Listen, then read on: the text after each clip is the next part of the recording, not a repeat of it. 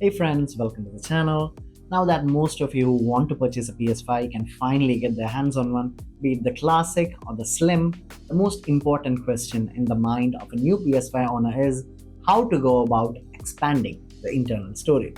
Should you go for the external SSD route or would an internal SSD be a better choice? Well, I'm here to tell you that I went with the external SSD option and why I think it is the most sensible choice for most of the PS5 users out there. In this video, I will try to explain my reasons for going for the Samsung T7 Shield SSD as the storage expansion for my PS5 and my experience setting it up, playing games on it, and my long-term usage. So, without further ado, let's get to it.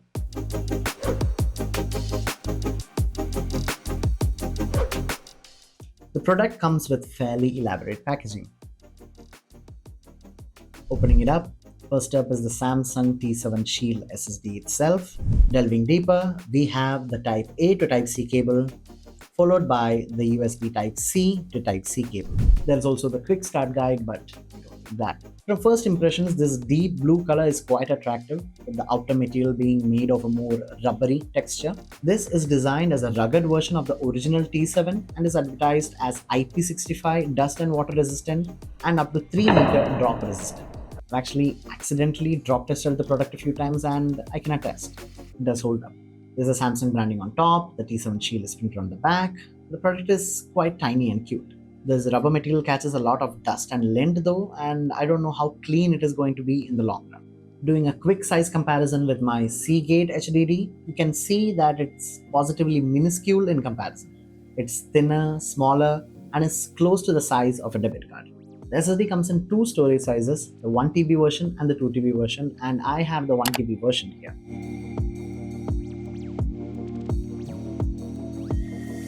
After connecting the SSD to the PS5 for the first time, you need to head into Settings, into Storage, and in it you'll be able to see the USB Extended Storage option highlighted. Proceed along and select the option Format as USB Extended Storage. This will ensure that the SSD is reset for use with the PlayStation 5. Select and continue by checking yes, and after a couple of seconds you should be greeted by this screen showing that the formatting has been successful. You can play PS4 games directly off this SSD, and you can even set it up so that all new PS4 games are installed into the SSD by default. You can do this by navigating into the installation location in storage and selecting the USB extended storage as default.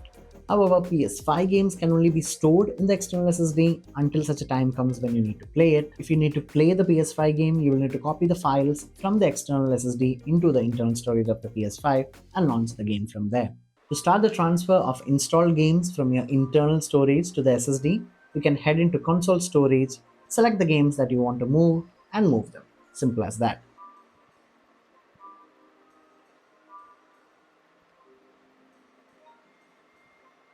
Now I'm moving the Batman Arkham Knight game here from my internal storage to the SSD, and you can see that the speed is actually quite good. And here is a comparison video of the game running directly off the internal storage and while it is running off the SSD.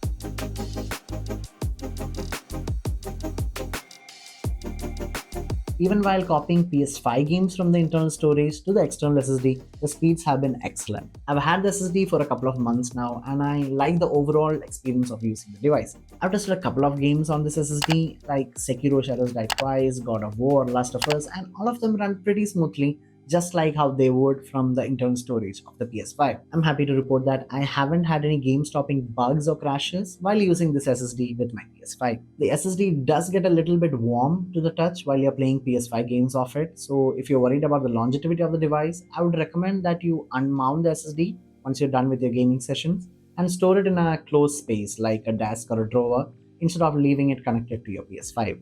This product usually retails for 9,000, 10,000 INR, but during festival seasons, you can actually get a massive discount on the product and you can get it for like 6.5k or 7.5k. I bought the product for 6,500 INR during one of the festival sales a couple of months ago. And since there's a sale happening almost every other month on Flipkart or Amazon, there's a good chance that you'll be able to get this SSD at a discount somewhere between 6,000 INR and 7,000 INR. So if you're on a budget and looking to expand the storage of your PS5, the Samsung T7 Shield or even the plain Samsung T7 is a no-brainer. So that was it, my gaming experience with the Samsung T7 Shield SSD with my PS5.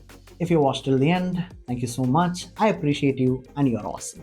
If you have any thoughts on the video or any questions on the product, please drop them in the comment section below. I will try to address each and every one of your comments. That being said, thank you so much for watching. Like, subscribe. Until next time, bye.